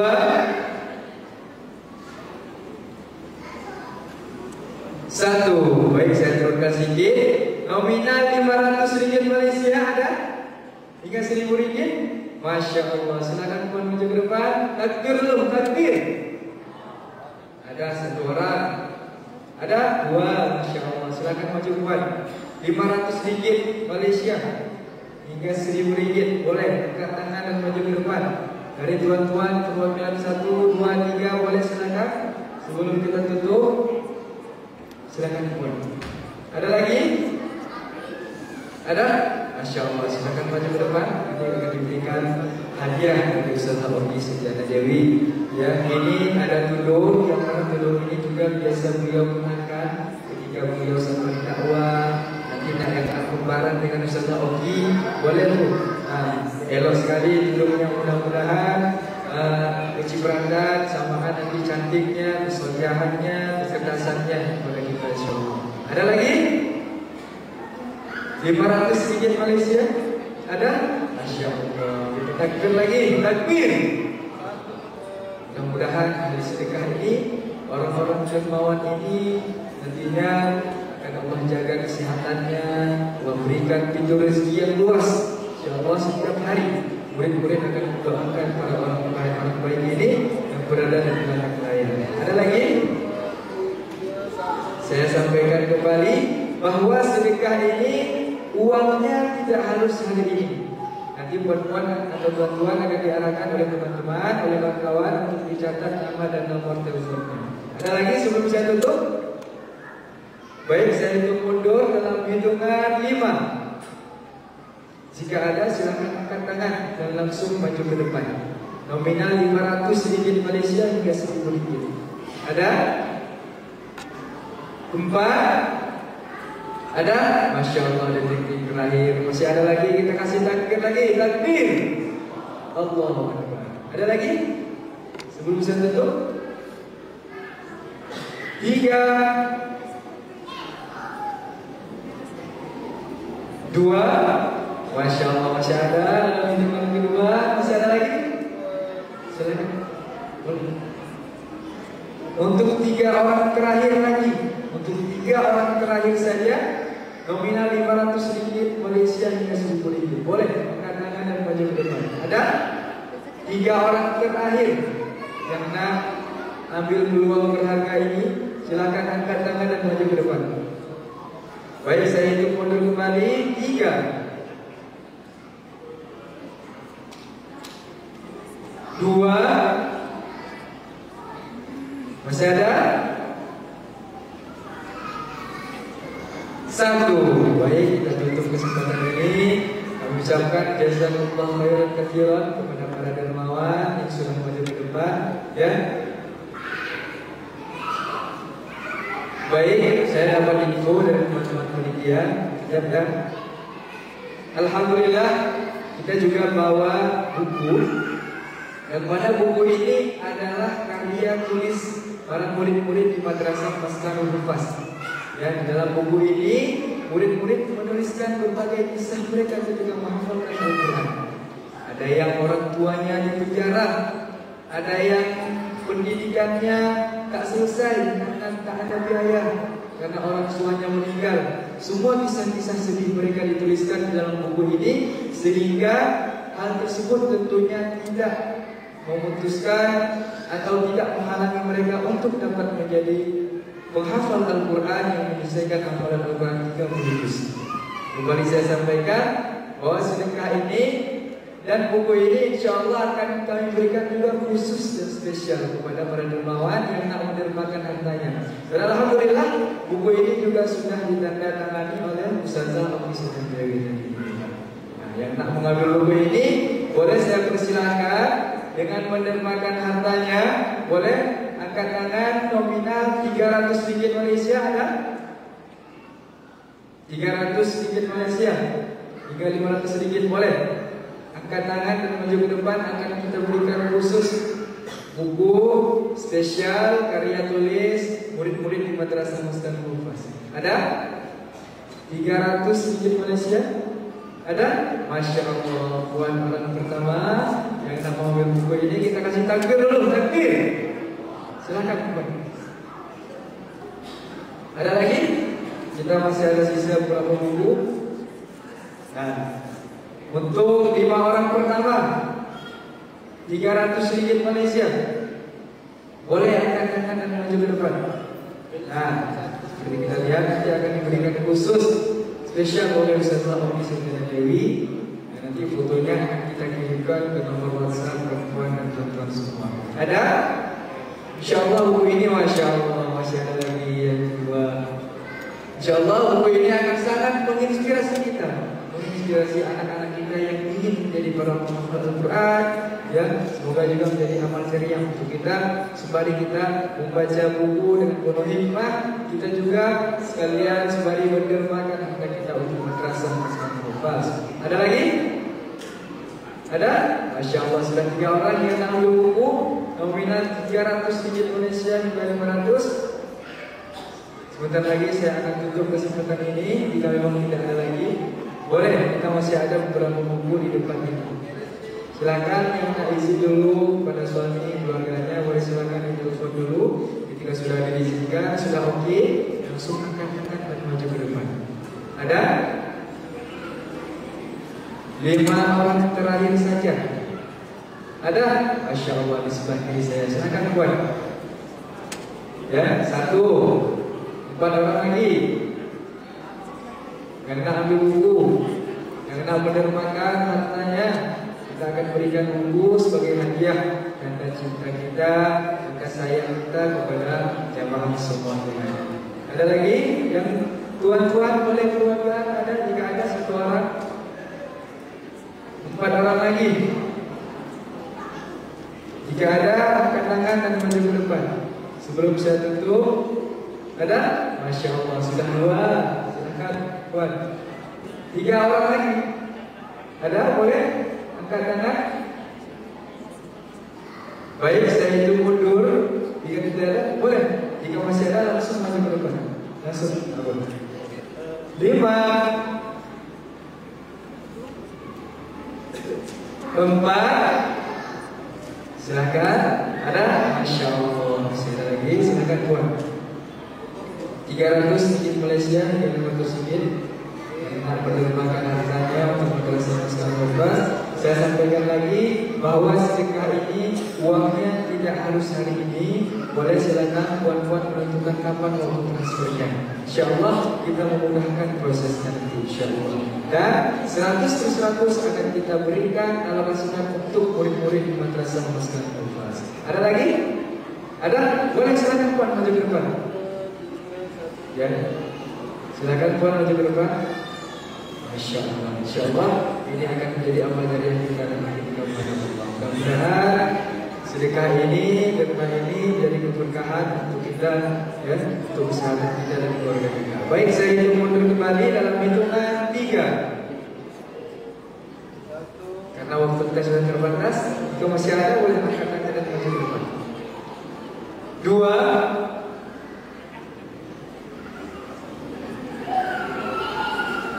1. Baik, jika masih ada nanti boleh menemui panitia dan teman-teman di depan, ya. Kami ucapkan jazakumullah khairan. Semoga ini menjadi bermanfaatan untuk kita, tentunya, dan juga untuk murid-murid di Madrasah Maskan Al-Fas, dan semoga Allah catat sebagai amal jariah kita. Amin. Sekian dari saya. Mohon maaf jika ada kesalahan. Billahi taufiq wal hidayah. Baik Bapak dan Ibu sekalian, saya ucapkan jazakumullah khair untuk seluruh sedekah yang diberikan. Mohon maaf kami tak membawa hadiah banyak untuk diberikan kepada orang-orang yang telah membagikan harta sedekahnya. Bapak dan Ibu berderma berapapun, silakan. Kalau ingin bisa maju ke depan. Sekali lagi kami ucapkan terima kasih. Sebelum menutup dan doa, saya ingin menceritakan kisah yang biasanya saya sering cerita, namun saya ceritakan kembali. Dalam menjalankan hari-hari bersama dengan anak-anak tahfidz di pesantren tahfidz Maskan Al-Huffaz, salah seorang dari mereka pernah bertanya kepada saya, Bapak dan Ibu sekalian. Mereka bertanya dan memanggil saya dengan panggilan Uma Oki. Uma Oki, kenapa Uma Oki mau bersama-sama dengan kami di pesantren tahfidz ini? Kenapa Uma Oki mendirikan, membuka pesantren tahfidz, sementara yang sudah kita tahu Uma Oki punya pekerjaan yang lain, Uma Oki punya hal-hal yang lain dan sudah sibuk dan lain-lain. Kenapa mau bersama-sama dengan dakwah Quran ini? Maka ketika beliau bertanya, saya merenung dan kemudian saya menjawab, karena saya mendapatkan keberkahan Al-Quran dalam kehidupan saya. Keberkahan apa yang saya rasakan Bapak dan Ibu sekalian? Saya mau cerita, dan cerita ini sudah sering saya ceritakan juga. Namun saya tidak tahu apa jadinya kehidupan saya dan keluarga kalau kami tidak dekat dengan para ahlul Quran. Dari sekian banyak keberkahan hidup yang Allah berikan pada keluarga kami, saya ingin membaginya 2 cerita saja. Selama 7 tahun belakangan ini memang saya hampir seluruhnya memberikan masa saya, tenaga saya untuk bersama-sama dengan pesantren tahfidz yang percuma ini. Dan Masya Allah, begitu banyak Allah memberikan kehidupan yang penuh dengan keberkahan pada keluarga kami secara pribadi.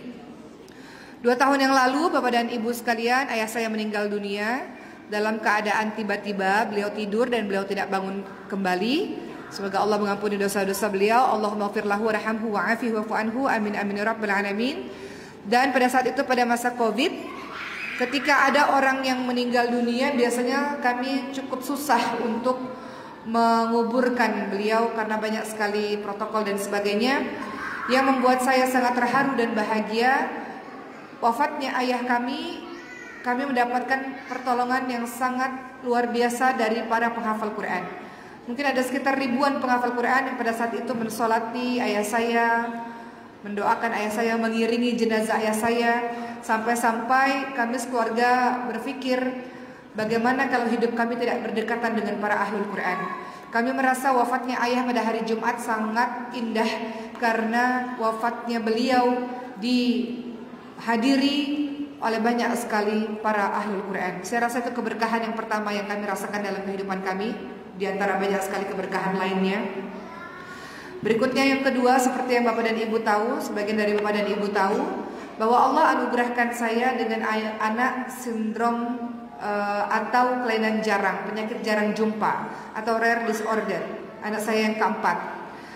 Dan ketika anak itu lahir, ada belasan dokter yang memeriksa anak ini, dan dokter-dokter mengatakan, Ibu Oki, kami merasa anak Ibu Oki ini ada beberapa penyakit, kata mereka. Dokter tulang ortopedi mengatakan ada masalah dengan tulangnya. Dokter syaraf mengatakan ada masalah dengan syarafnya. Anak saya pun harus MRI otak. Dokter darah mengatakan ada masalah dengan darahnya. Ada yang mengatakan dokter berikutnya anak ini kelihatannya ada cacat tulang belakang, dan yang lain-lain. Ada belasan dokter mencoba untuk membuat diagnosa tentang sebenarnya anak ini kenapa.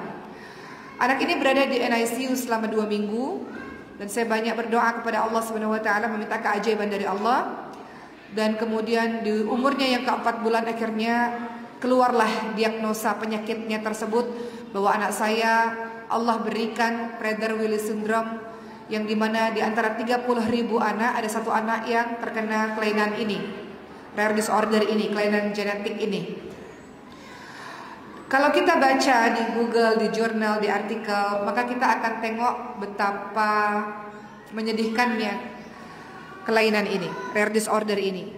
Namun Masya Allah, Bapak dan Ibu sekalian, anak saya sekarang umurnya sudah 2 tahun.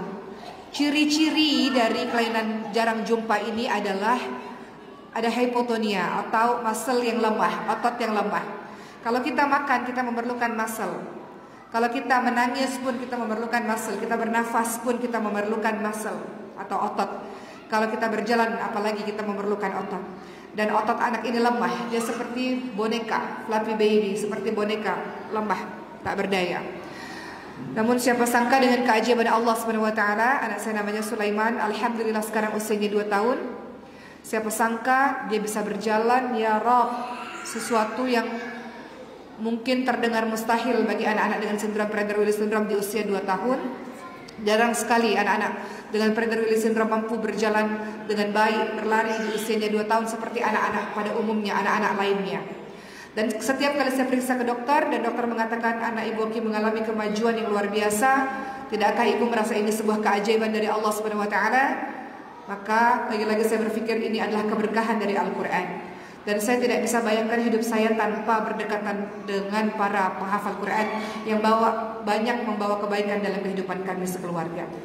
Maka itulah hadirnya pesantren ini.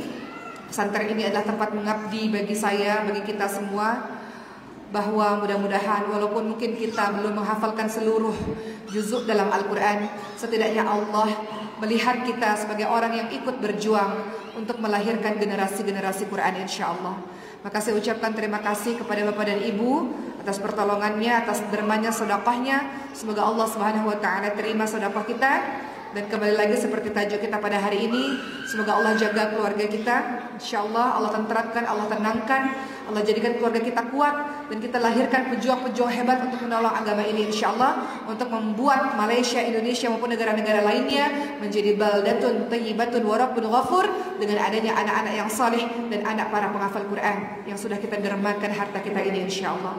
Bapak dan Ibu, terima kasih. Hari ini kita langsung tutup dengan doa. Maka saya akan panggil Ustadz Ardhoni. Beliau adalah seorang murid di pesantren tahfidz Maskanul Huffaz, telah menyelesaikan hafalan 30 juznya dengan full scholarship, alhamdulillah. Dan beliau juga sudah terus berdakwah untuk mengajarkan orang-orang lain dengan Al-Quran. Kita akan tutup dengan doa bersama-sama pada hari ini. Tafadhal Ustadz Ardhoni untuk kita doa bersama-sama. Assalamualaikum warahmatullahi wabarakatuh. Baik teman-teman sekalian, mari sama-sama kita tutup majelis kita dengan doa yang Allah memberikan keberkahan dalam majelis kita malam ini. Dan sebelum berdoa, mari kita beristighfar terlebih dahulu kepada Allah, mudahkan ijabah doa kita sama-sama. Astaghfirullahaladzim, astaghfirullahaladzim, astaghfirullahaladzim. Alhamdulillahi Rabbil Alamin, hamdan syakirin, hamdan na'imin, hamdan yu'afi ni'amahu wa yukafi mazidan. Ya Rabbana lakal hamdu kama yanbaghi li jalali wajhikal karim wa 'azimi sultanik.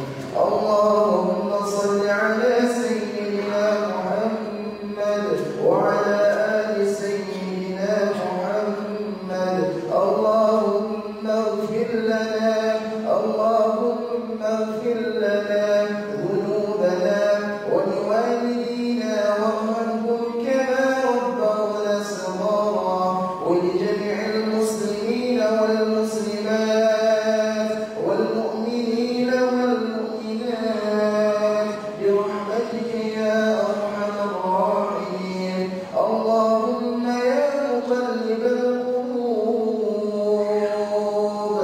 ثبت قلوبنا على دينك. اللهم يا مصرف القلوب صرف قلوبنا على طاعتك. اللهم طهر قلوبنا من النفاق وعملنا من الرياء وألسنتنا من الكذب والنميمة. اللهم اختم لنا بالإيمان، اللهم اختم لنا بالإسلام، اللهم اختم لنا بحسن الخاتمة. اللهم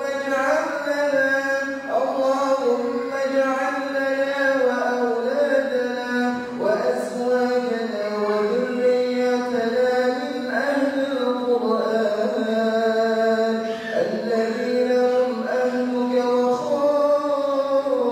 وخاصتك يا أرحم الراحمين. اللهم إنا نعوذ بك من الهم والحزن، وأعوذ بك من الجبن والبخل، ونعوذ بك من غلبة الدين وقهر الرجال. اللهم إنا نسألك سلامة في الدين وعافية في الجسد وزيادة في العلم ودرجة في الرزق وتوبة قبل الموت ورحمة عند الموت ومغفرة بعد الموت. اللهم حول علينا، اللهم حول علينا في سكرات الموت والنجاة من النار والعفو عند الحساب. ربنا لا تزغ قلوبنا بعد إذ هديتنا وهب لنا من لدنك رحمة إنك أنت الوهاب. اللهم اجعل جمعنا هذا جمعا مرحوما وتفرقنا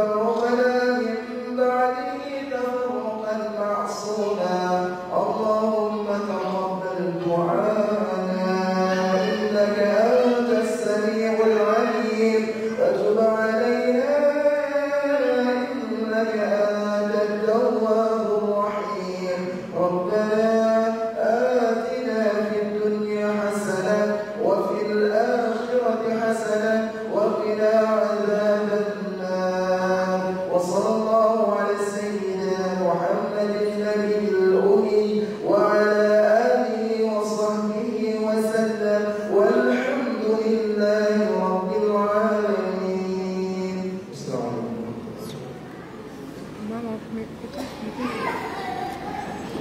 Baik Ibu dan Bapak sekalian, kita tutup pada malam hari ini dengan beristighfar 3 kali. Astaghfirullahaladzim, Astaghfirullahaladzim, Astaghfirullahaladzim. Dan doa penutup majelis, Subhanakallahumma wa bihamdika, Ashhadu an la ilaha illa ant, Astaghfiruka wa atubu ilaik. Amin amin ya rabbal alamin. Terima kasih semuanya, selamat berehat, semoga sehat. Doakan semoga perjalanan dakwah ini berjalan lancar dan semoga Allah menjaga persaudaraan kita insyaallah. Terima kasih. Assalamualaikum warahmatullahi wabarakatuh. Terima kasih. Terima kasih Bapak, terima kasih banyak. Ibu terima kasih semuanya. Terima kasih.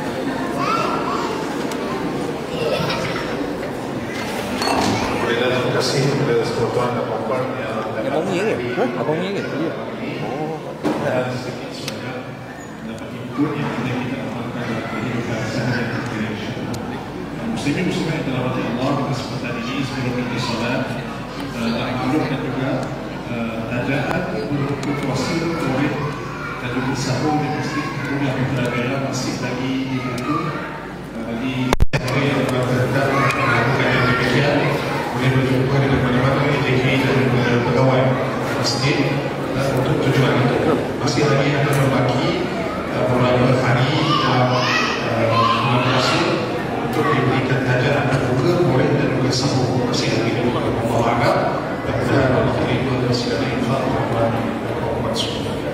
Assalamualaikum warahmatullahi wabarakatuh. Waalaikumsalam warahmatullahi wabarakatuh.